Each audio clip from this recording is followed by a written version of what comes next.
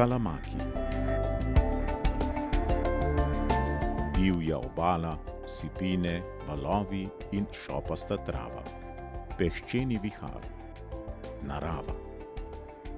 Na videz kaotično, v bistvu pa vse v najpopolnejšem redu. Mnogokrat sem osuplo vstal na kaki divji morski obali ali nedotaknjenem produ, ki ga je v ravno minuli povodnji pospravila reka. Na prvi pogled, kot bi treščila bomba. Vse vehementno razmetano naokrog. A ko malo bolje pogledaš, je vse do zadnjega zrna mivke na svojem mestu.